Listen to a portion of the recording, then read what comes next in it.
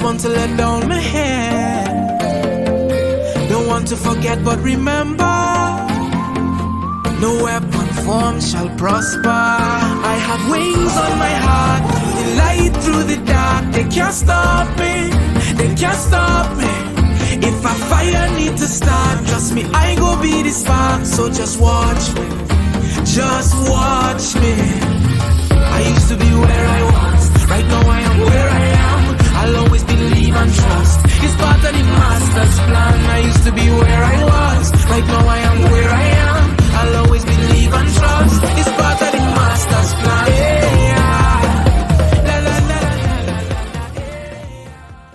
Hi, how are you doing? My name is Keon Paul. I'm a 41-year-old, 41? Carry 1 divided to square, 41. I'll be 42 in October. I'm a 41-year-old kidney failure survivor from the Miaro area in Trinidad and Tobago. And this is my story. This is who I am. This is what I've experienced in the last 12 years. Just going to take you on a journey to give you an idea of what I've been through and where I have been and where I am now. I hope you are interested in my content and that you stay along for the ride. So where to begin? This has been quite a journey, my health situation. It started a little over 12 years ago when I discovered that I was having kidney problems. How I discovered it was I used to work for a company called ASCO. They used to do logistics for BBTT, and after a 12-hour shift I would come home, take off my safety boots and realize that my legs were swollen. First couple of times it happened, I didn't think any of it because it was 12-hour shifts, sometimes 16, so you're on your feet a lot, inspecting cargo and that kind of thing. So you're thinking, well, alright, it's because my foot is swollen. And then my girlfriend at the time, she started to get concerned and she was like, this is not normal, and normally when your feet swollen like that, it's signs of heart problems and stuff like that. Just go do some blood work, find out what's going on. So I went to St. Augustine Medical and did some blood works, and they discovered that I had protein in my blood, which is not normal. So what the doctor explained to me is that if there's protein in the blood, it means that something is wrong with the kidneys, because the size of the protein molecules is supposed to be too big for the filtration system in the kidney. So if you have protein in your blood, that's a sign that something is wrong with your kidneys.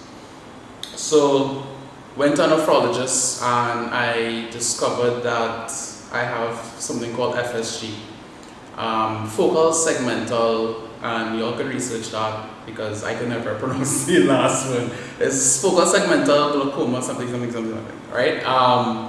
Basically what it is scarring of the kidney tissues. And what that means is that, alright, so take for example a strainer, right? The strainer that you have in your house. If the strainer too big and you're straining rice, and the hole in the strainer bigger than the rice molecules, obviously the rice going to fall through, which defeats the purpose of the strainer. This is what was happening with my kidneys. Because of the scarring, the protein was passing through the kidneys filtration system and ending up in my blood.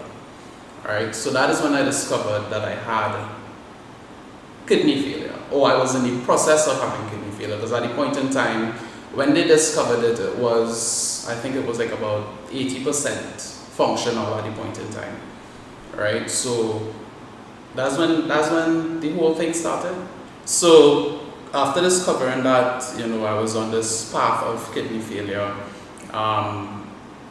a joint decision was made between my family and myself to try alternative options in terms of medical care, because the option that I had in the medical realm of things was to go on what do you call this thing? Steroids, right? And the side effects of these steroids, I mean, if you don't know, it ranges. You go from being bloated to having acne, mood swings, you put on weight, tremendous weight, because you eat a lot when you're on steroids. we decided that, okay, let's try the alternative route and see how that goes. And I did it. I did a 14-day cleanse, no meat, total like juices and stuff like that, cleanse, intestinal, all that kind of thing. It was quite an interesting experience. It's not one that I was happy about afterwards because of the things that I had to do. I mean, it was a sacrifice, and when you're faced with life-challenging situations, you would do anything to, try to save yourself. Sad to say, unfortunately, that did not work, obviously, because I'm here now. Some may say it's because I didn't stay on the diet, and others may say, well, that just does not work. I'll leave that up for you all to decide. You could comment about it in the comments and say how you feel about alternative medication and stuff like that. That's a whole different topic. It didn't work for me, and the situation ended up where a year later I started getting these really bad headaches, right? And I just thought, probably it's because the sun hot, or I'm just working too hard. Or maybe I was stressed because at that point in time, ASCO was starting to lay off people. So, I was wondering if I was going to be on the list of people to get sent home and stuff like that. So I just summed it up to that. Eventually, what happened is that one of the nights that I had a really bad headache, couldn't take it anymore, like 3 o'clock in the morning, went over to my parents and I was like, I need to go in the hospital because my head hurting. I can't lie down, I can't stand up, I can't, a real bad headache. Ended up in Mayo Health Center, and my blood pressure was beyond stroke range. I can't remember the exact number, but it was in the range of 240 over 170 or something like that. For those of you that are aware of what a normal blood pressure is, it should be within the range of 120 over 80.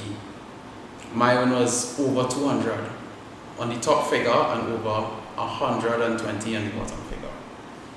And the doctor was amazed that I did not have a stroke at the point in time.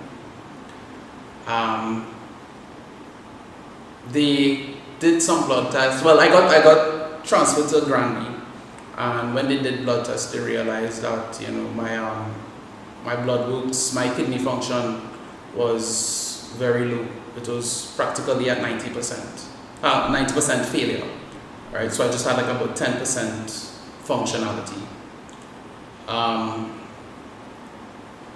So that was when the realization came that, one, the alternative medication option that we took did not work, and two, I needed to start dialysis immediately. So I went back to my nephrologist, Dr. Leslie Roberts. At the point in time, she was the head of the transplant unit in Mount Hope, and I went to her privately, did some blood works, and I started emergency dialysis in St. Clair Medical. That was the beginning of a long 6 months, because immediately while doing dialysis at St. Clair, because the public health system is so swamped with people who are on dialysis that it's a miracle to get in the public system, which is free, by the way. Unfortunately, I was not able to get in, so I had to do dialysis in St. Clair Medical. So I had to travel from Mayaro to St. Clair in Port of Spain 3 days a week to do dialysis. Thank God I had the support of my family. My mother was the person who would drive me to and from dialysis, and let me tell you, that hemodialysis took it out of me. I'm not even going to exaggerate, it took it out of me. So you do dialysis on a Monday, and it's about 4 hours, and then you have to recover Monday into Tuesday, and then Tuesday is sick whole day, and then Wednesday is dialysis again, and then Wednesday afternoon same thing, and then Thursday is the same thing. So really and truly, the only day that you kind of feel okay is on a Sunday, because Saturday you basically sleeping whole day, and then Sunday you try to be alright. And then Monday is dialysis again. I think the drive also used to take a toll on me. Having to leave my arrow to go to St. Clair Medical. The good thing out of that is that my doctor was the head of the transplant unit, and we started to do a workup for a transplant. My mother was the person that was willing to donate. She was a match, right? And it took 6 months to do the workup, because it's a lot of things that you have to do. You have to do your blood work, and then you have to test for TB, and then you have to do something called cross matching, which is making sure everything on the donor's side is alright with the person who's receiving, and then thank God the cross match was okay. And then there's also a part of it that I don't think anybody talks about when you have to deal with things like transplants and stuff like that. The psychological side of things, we had to meet with a psychologist and have a sit down and have a conversation about how you feel about what you're about to do and that kind of thing. And not just me, but also my mother as the donor, and I think that was very good. People bash our health system, and I understand why. But honestly speaking, my experience with the transplant unit at that point in time, it was a really good one, right? And I had no complaints where that is concerned. It was really a good experience. I was able to get a transplant. I was able to do that without having to pay for it, right?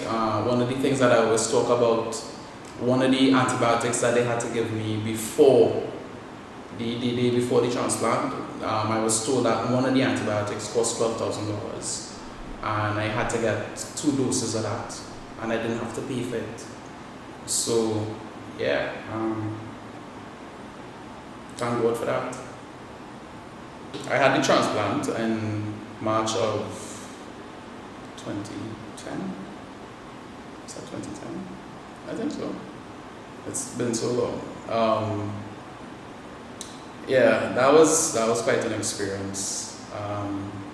The nurses were really, really nice. They treat me with a lot of care. I made friends actually out of that experience.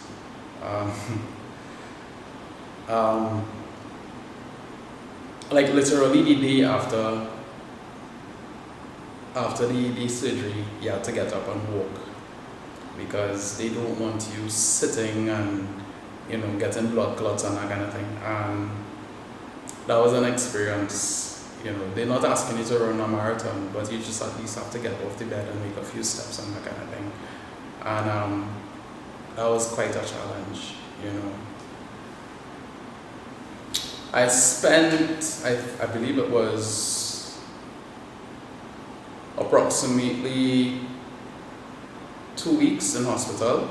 I think the one issue that they had with me was that they couldn't get my blood pressure down after surgery. Right? The graft responded well. I started passing urine, and I think the only problem that they had was getting my blood pressure down.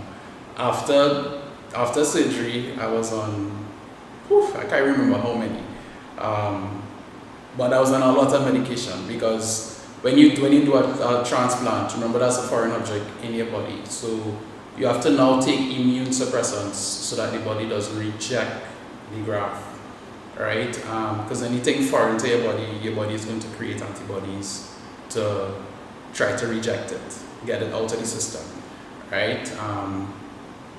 So I was on a whole bunch of immune suppressants. I was on the same steroids, prednisolone, that I did not want to take initially. I ended up on it.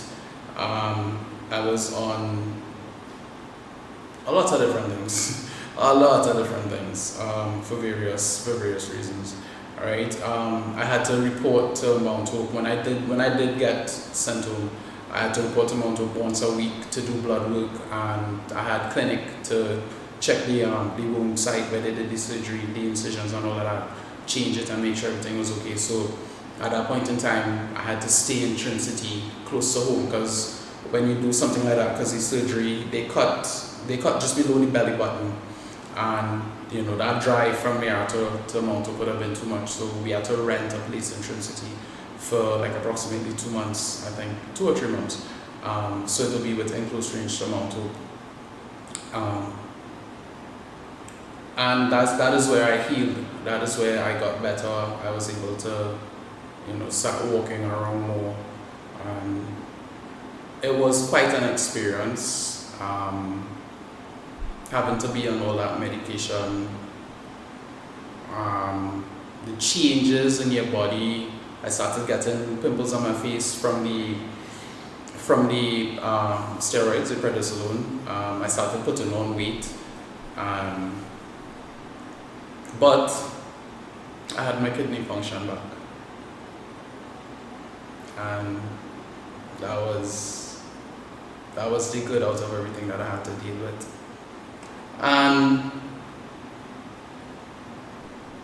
that lasted for 2 years because the graft eventually failed. Within that 2 years, I was able to conceive my son, who is now 11 or 12. Yeah, he's 11. He's going to be 12 in October. Yeah, I was able to have a baby boy who just happened to write SCA. So thinking about it now, that journey has been a long one, and the time fly too. Malik was born, and around the time when he was born, I started having problems. Feet started swelling, that kind of thing.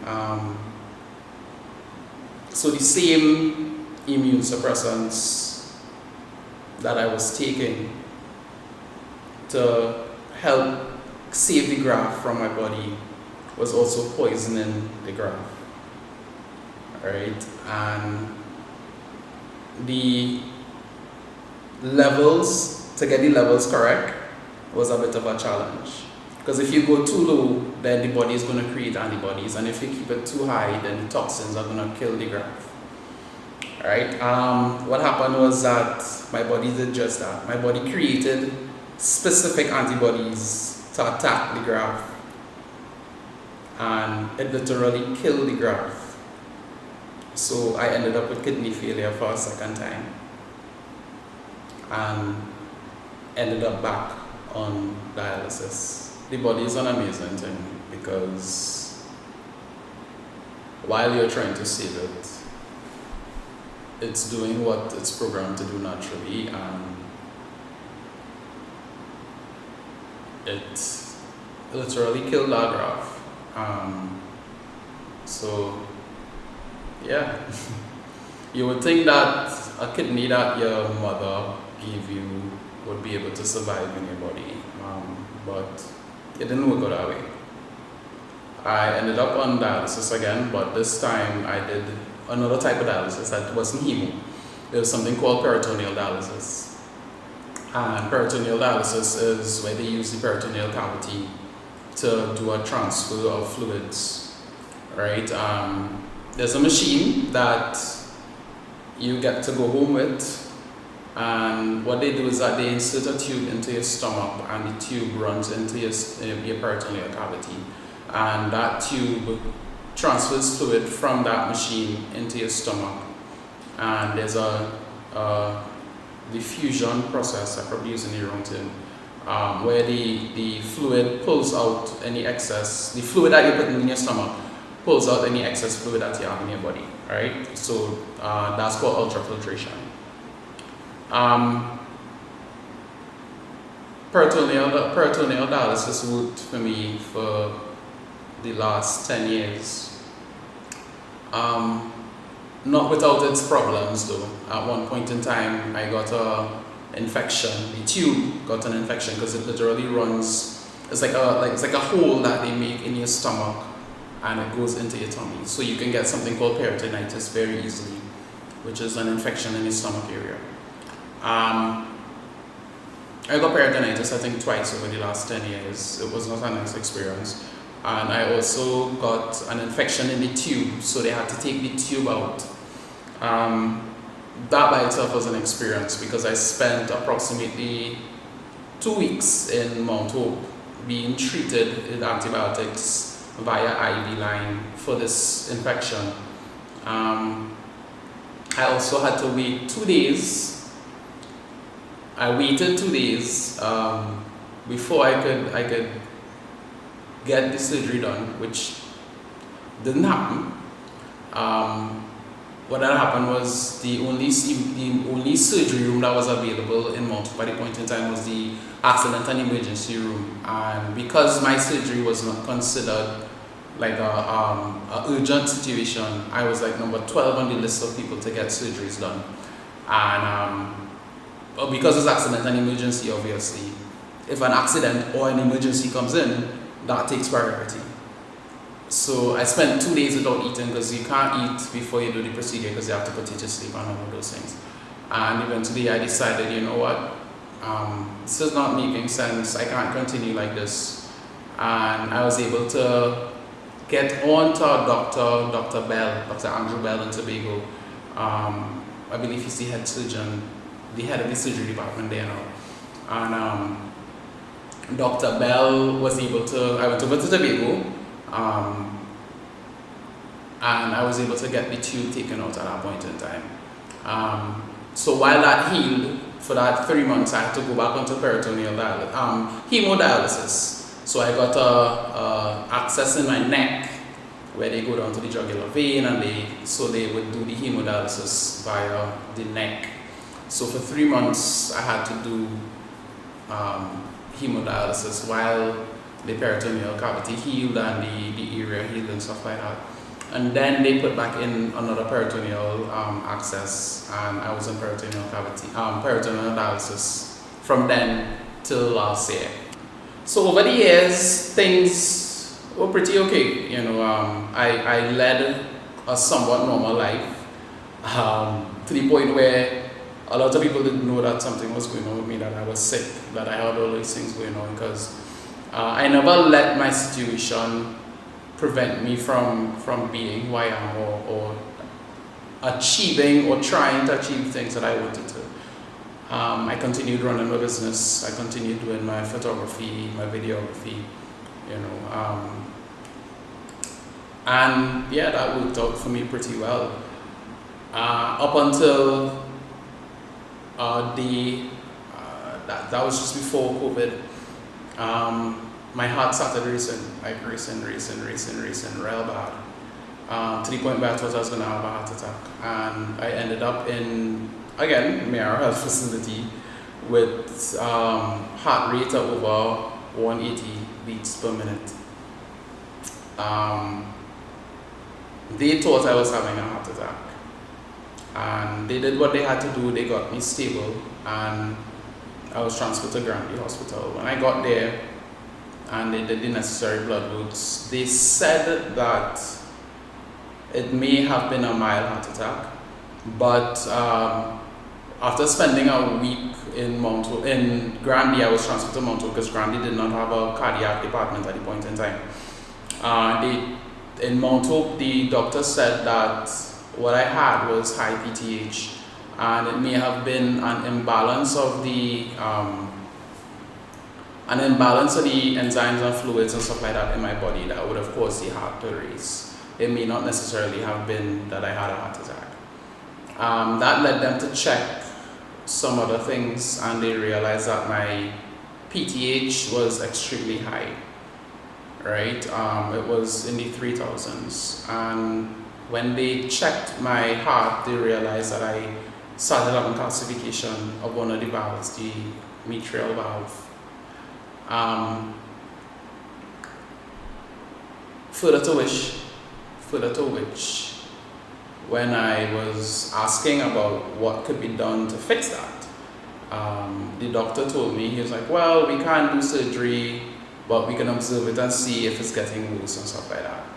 The day that I was supposed to go do an angiogram to see like the true situation with it was the day that the government decided to close down and create the parallel health system. I was in the back of Tabakit heading to the Cuba hospital because that's where I got the earliest appointment to go do the angiogram. And they called and they was like, Mr. Paul, we won't be able to accommodate you because the health system is shutting down because of COVID, X, Y, and Z.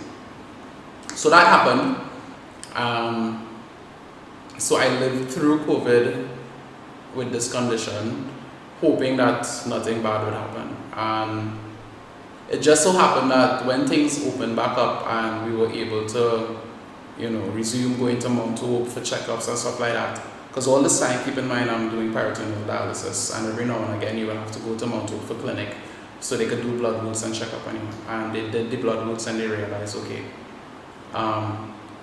your PTH is not going down, because I was on some very expensive medication. I was supposed to get the PTH down. The PTH was not going down and it was getting worse. And I had to do something called a parathyroid removal surgery. I couldn't get it done in Trinidad. So a decision was made that, okay, come up to New York. I have some family members up there and they accommodated me. And I went over there with the intention of just getting the parathyroids taken out. The intention was just to stay there for probably like about 3 weeks. Go over there, get the parathyroids taken out. Once that is handled, come back home. That was when, boy, last year, June.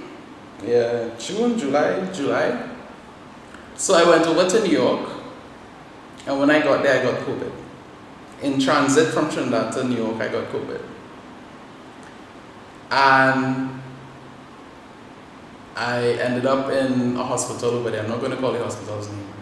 And I ended up in a hospital over there, and they did not handle my dialysis properly. Added to which I got peritonitis. So on top of having COVID, I had peritonitis. And at that point in time, they also discovered that my peritoneal cavity was failing. So all of this happened at the same time. So I left that hospital swollen. My legs were swollen really bad because I was retaining fluid. And ended up in hospital again a night because I was having real bad stomach pains. That's when they discovered the peritonitis. Along with racing heart, again, the heart started. Like I can't climb a flight of steps without it racing up to 120. It was real bad. So ended up in hospital, another hospital, and they did heart checks and stuff like that, angiogram, full works, everything. And they discovered, well, as we knew, the PTH was high, it was over 3,000 at the point in time. They discovered that I had a calcified mitral valve, which basically meant that at any point in time, I could die. So I had to move from doing just the parathyroid to open heart surgery. That became priority, emergency open heart surgery.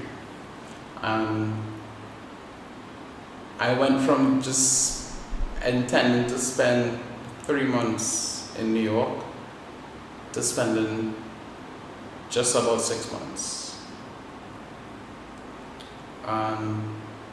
That was quite an experience. So on the 16th of September 2022, I had open heart surgery. I would have been 40. Yeah. At 40 years, I had open heart surgery. And I now have what is called a mechanical valve, which replaced the valve that was calcified.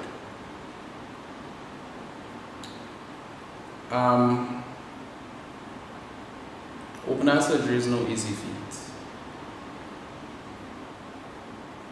It might sound simple, rolling off the tongue, open heart surgery, but it was a big deal. And it took a toll on me mentally, it took a toll on me physically.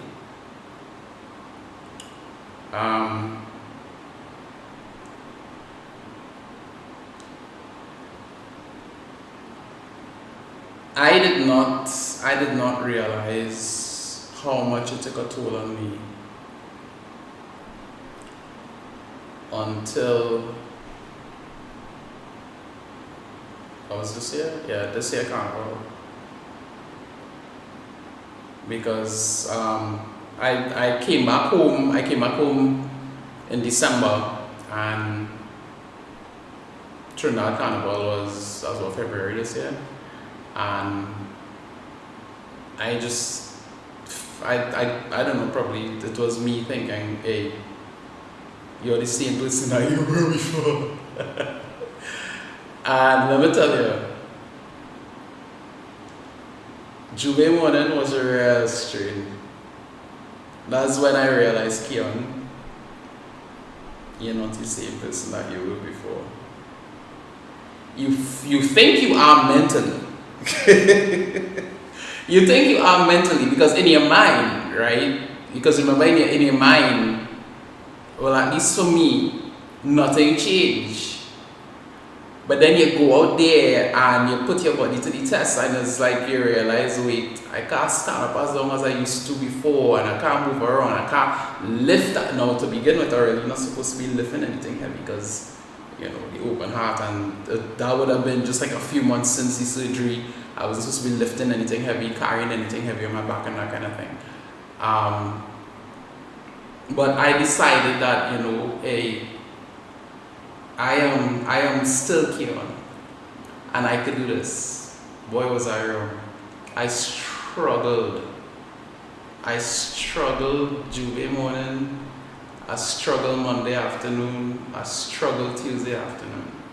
I'm not gonna lie, it was hard. But pride to it, I didn't want to show face, but every chance that I got, I was sitting. And that is not me.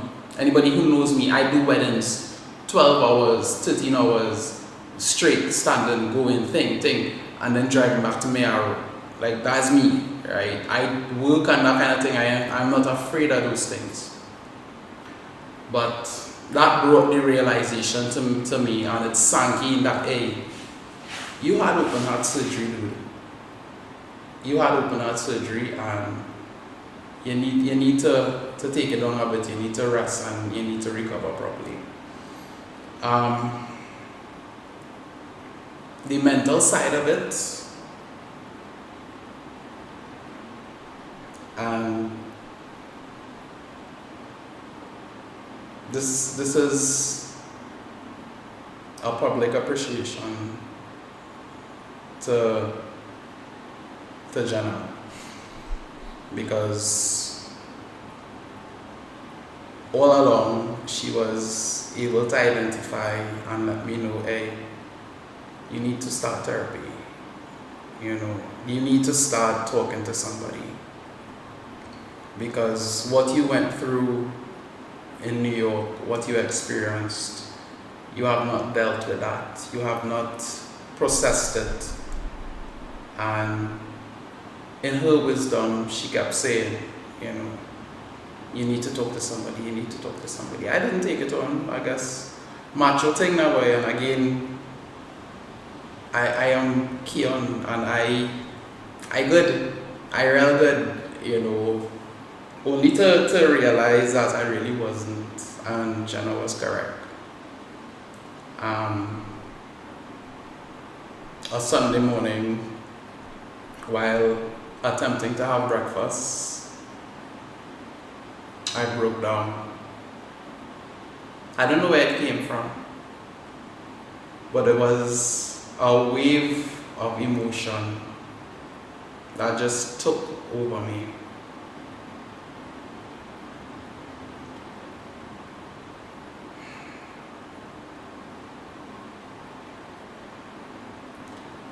it was like I started to question, why me?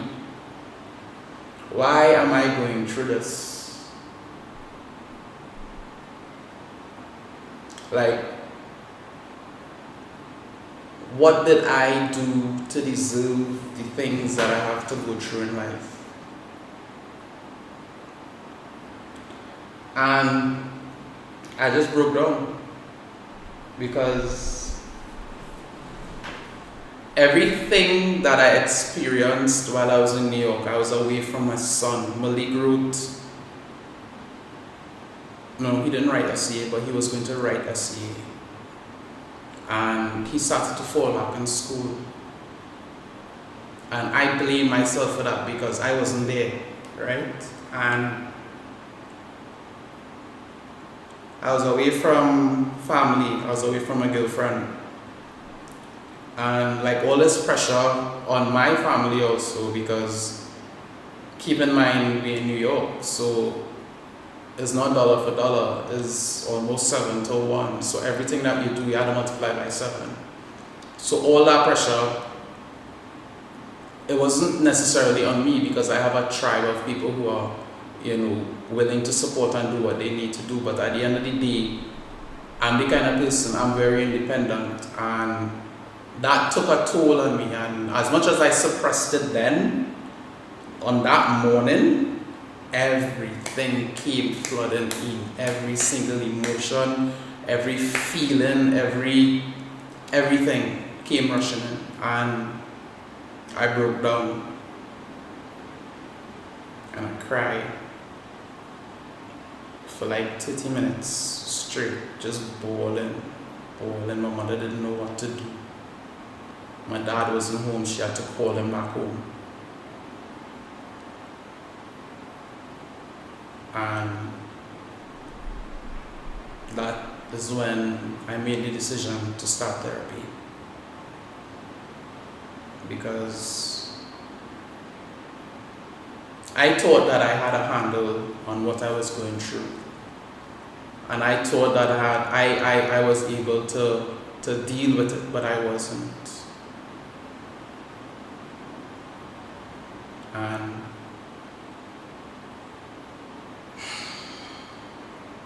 And when you see these volcanoes erupting, you just be like, wow, what kind of pressure a volcano had to be under to spurt lava up in the air like that. I understood what a volcano does go through. The uncontrollable emotion that came out is like the lava just splitting up in the air. And I just want to say for anybody who, man or woman, but more so men, who dealing with anything at all. I know it's not in our culture to sit down and talk to a therapist or sit down and talk to somebody about your problems and learn how to deal with them and get the correct tools to be able to process. But this is me telling you all, get help, get therapy, it helps. It allows you to regain control of your life, it helps you to be able to process your emotions, and it helps you to be able to deal with things and deal with your triggers. Get help. So, I started therapy. Hi, Auntie Marilyn. That's what I call her. Her name is Marilyn Jameson. That's my therapist. And I have mostly been positive. I have not spiraled emotionally in a while. Because I'm not perfect, right? And I'm still in healing, I'm still in therapy. I have moments. Dealing with this actual date was a whole thing by itself. Processing the anniversary of the open heart surgery. While I wasn't as sad as I thought I would be, my mind did drift into certain elements, which is healthy, but the thing is not to stay there, right? So here I am, 1 year later.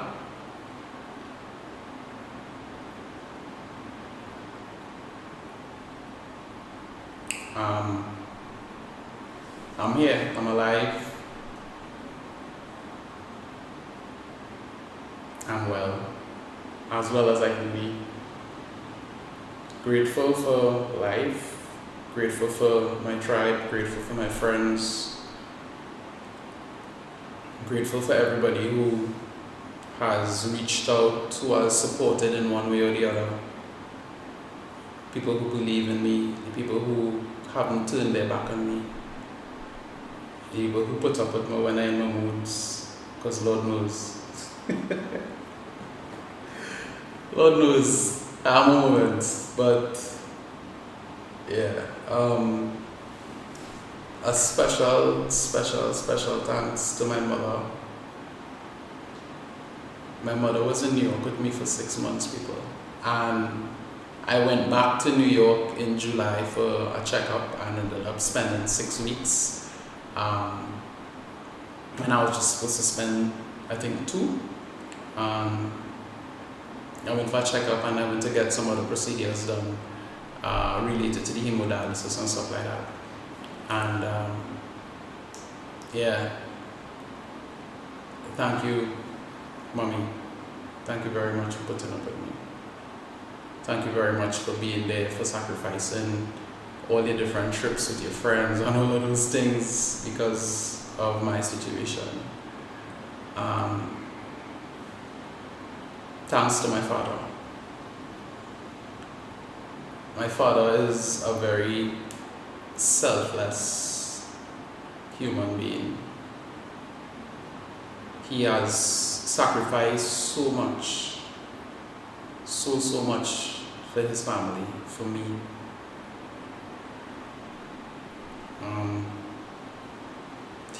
He was the person who, along with Malik's mother, stayed with Malik while we were in New York last year and did homework with him and prepared him for school and make sure he get breakfast and lunch and stuff like that. You know, I don't think in this or the next lifetime I could ever repay my parents. Like, for real, I could never repay them for the sacrifices and the things that they've done for me. I will forever be grateful to them. Forever be grateful to my parents. To all my friends who checked in on me while I was in New York, when I came back home, those who came and visited, those who called. I don't want to start calling names because I don't want to forget anybody. And I don't want anybody to say, oh, I think I need to da. So I'm not going to call any names. You all know who you are. Just know that I love you all and I am thankful. And I am grateful for my friendship that I have with you all. Alright? I am grateful. To Miss Jeanette, who actually formed a prayer group while I was in New York. And she's like, yes, I'm a friend's praying for you. And, you know, thank you so much. Thank you so much. You know, I'm grateful for your prayers. I'm grateful to everyone who prayed with Miss Jeanette in making sure that I was okay. Thank you very much. I think the last person I would like to say thank you to is to Jenna. I know she don't like the limelight, I know she don't like the makeout scene, but it would be unjust of me to do this and not say thank you to you.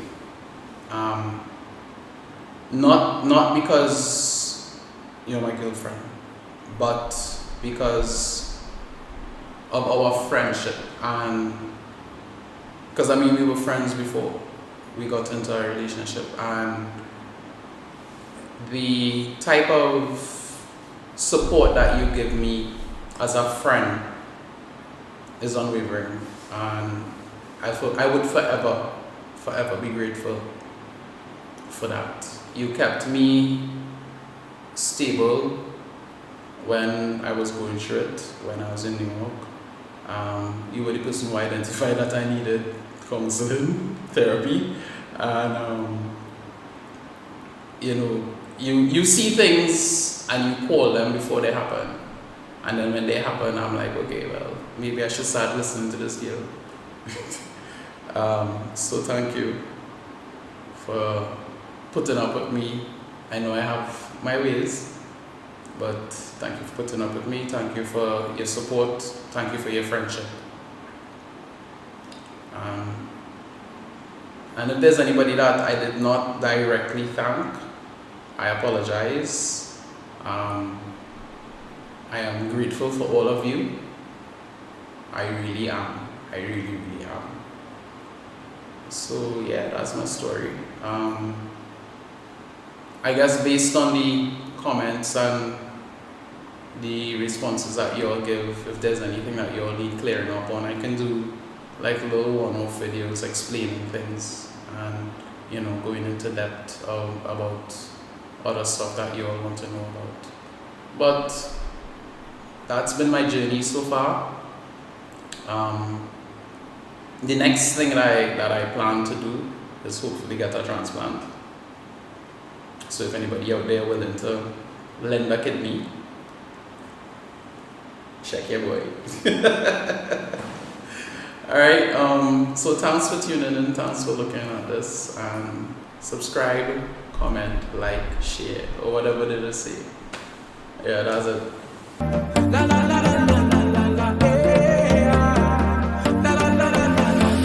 I had a rough year this year.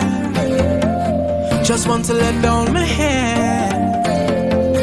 Don't want to forget but remember, no weapon formed shall prosper. I have wings on my heart, the light through the dark. They can't stop me, they can't stop me. If a fire need to start, trust me, I go be the spark. So just watch me, just watch me.